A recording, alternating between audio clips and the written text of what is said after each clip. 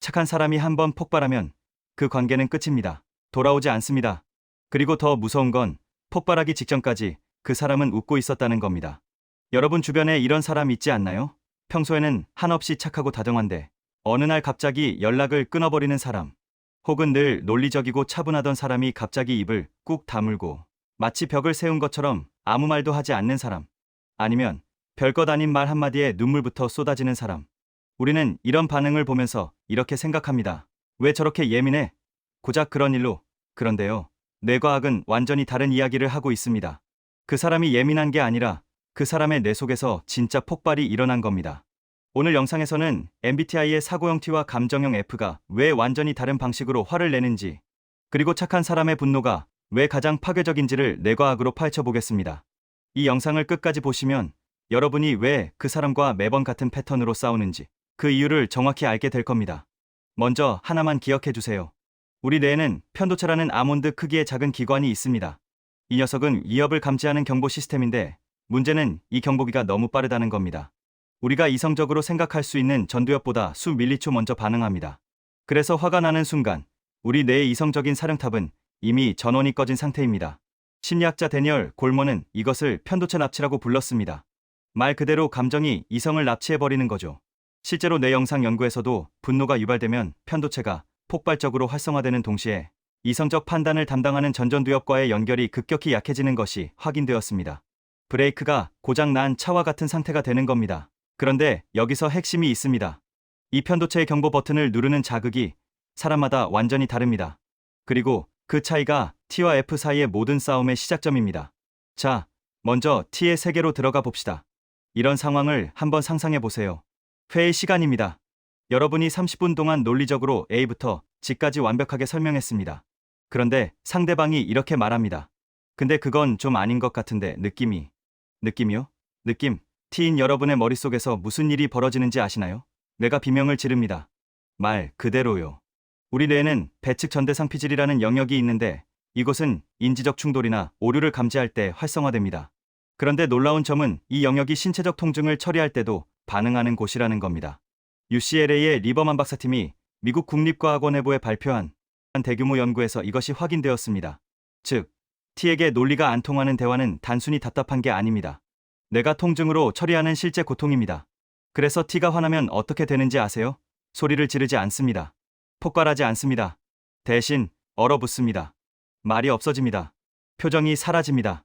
그리고 속으로 이렇게 결론을 내립니다. 이 대화는 더 이상 의미가 없다. 소통 비용, 대비 효용이 제로다. 차단하자. 부부관계 연구의 대가 존 가트만 박사는 이것을 담쌓기 영어로 스톤얼링이라고 불렀습니다. 관계를 파괴하는 4가지 독소 중 하나로 꼽힌 행동인데요. 중요한 건 이게 상대를 무시하려는 의도가 아니라는 겁니다. 감정적 과부하가 걸린 뇌가 스스로를 보호하기 위해 소통 채널 자체를 차단해버리는 생리적 반응입니다. 가트만의 연구에서 담쌓기를 하는 사람의 85%가 남성이었는데 남성의 자율신경계가 갈등 상황에서 더 빠르게 과각성 상태에 빠지기 때문입니다. T 입장에서 이 침묵은 자기 보호입니다. 하지만 상대방 입장에서 이 침묵은요? 세상에서 가장 잔인한 형벌입니다. 여기서 비극이 시작됩니다. 이제 F의 세계로 넘어갑니다. 그리고 솔직히 말씀드리면 여기가 더 아픕니다.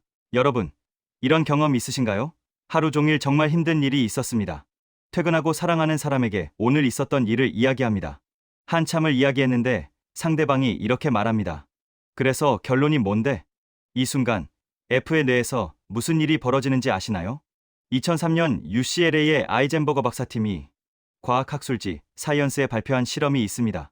참가자들에게 온라인 공 던지기 게임을 시키면서 중간에 의도적으로 따돌림을 당하게 했습니다. 겨우 컴퓨터 게임에서 공을 안 받은 것뿐인데 참가자들의 뇌에서는 신체적 통증을 느낄 때 반응하는 영역이 폭발적으로 활성화되었습니다. 그것도 본인이 느끼는 심리적 고통이 클수록 뇌의 통증 반응도 정확히 비례해서 커졌습니다.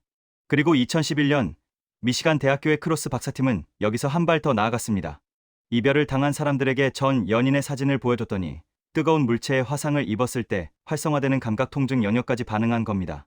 이 연구가 미국 국립과학원회보에 실리면서 마음이 아프다는 말이 비유가 아니라 과학적 사실로 증명되었습니다. 그래서 결론이 뭔데? 라는 말을 들은 F의 뇌에서는 지금 무슨 일이 벌어지고 있을까요? 화상을 입고 있는 겁니다. 진짜로요. F가 화를 내면서 우는 것은 연약해서가 아닙니다. 내가 실제로 타들어가는 듯한 통증 신호를 처리하고 있기 때문입니다. 그가 떨리는 목소리로 어떻게 나한테 그럴 수 있어? 라고 말할 때 그것은 상대를 공격하려는 게 아닙니다. 제발 내가 아프다는 걸 봐달라는 구조 신호입니다. 나를 다시 이 관계 안으로 끌어안아 달라는 비명입니다. 하지만 T는 이 비명을 비논리적인 감정 폭발로 해석하고 더 단단한 벽을 세웁니다. 그러면 F는 더 크게 울부짖습니다. 이것이 T와 F가 빠져드는 지옥의 루프입니다. 자, 여기까지 듣고 나는 T도 F도 아닌데 나는 그냥 화를 안 내는 사람인데라고 생각하신 분 계신가요? 솔직히 말씀드리면 여러분이 가장 위험합니다. 착한 사람, 배려 깊은 사람, 화를 내지 않는 사람. 우리 사회에서 칭찬받는 이 사람들을 심리학자들은 가장 주의 깊게 관찰해야 한다고 말합니다. 이런 사람의 일상은 이렇습니다. 친구가 약속 시간에 30분 늦었습니다. 괜찮아. 바빴겠지. 동료가 자기 공을 가로챘습니다. 뭐 그럴 수도 있지. 연인이 기념일을 깜빡했습니다. 말하면 분위기 나빠지니까 그냥 넘어가자. 겉으로는 웃고 있습니다. 하지만 내 속에서는 전혀 다른 일이 벌어지고 있습니다.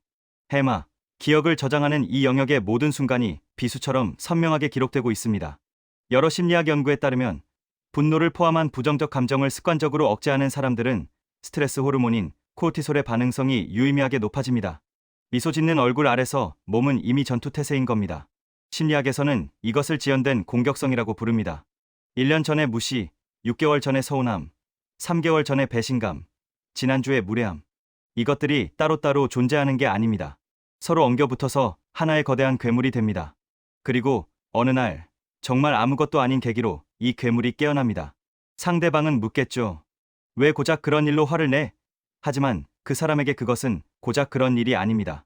수년간 참아온 모든 고통의 마지막 방울이었을 뿐입니다. 컵에 물이 가득 차 있는 상태에서 마지막 한 방울이 떨어진 것과 같습니다.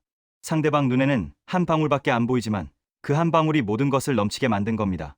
그리고 이들이 한번 폭발하면 관계를 완전히 끊어버릴 가능성이 매우 높습니다. 왜냐하면 이들에게 폭발은 화해의 시작이 아니기 때문입니다. 더 이상 상처받지 않기 위해 상대방이라는 존재를 자기 인생에서 영구히 도려내는 수술입니다. 되돌릴 수 없는 결정입니다. 그러니까 기억하세요. 평소에 화를 안 내던 사람이 화를 낸다면 그것은 당신에게 주는 마지막 기회이자 이미 관계가 끝나가고 있다는 경고입니다. 그러면 우리는 어떻게 해야 할까요? UCLA의 매슈 리버만 박사에 따르면 타인의 감정을 읽는 뇌의 회로는 두 가지가 있습니다. 하나는 상대의 상황을 논리적으로 분석하는 인지적 공감, 다른 하나는 상대의 아픔을 내 것처럼 느끼는 정서적 공감. T는 인지적 공감에 능하고 F는 정서적 공감에 능합니다. 문제는 이 둘이 서로의 방식을 이해하지 못할 때 생깁니다. T 여러분, 이것 하나만 기억해 주세요.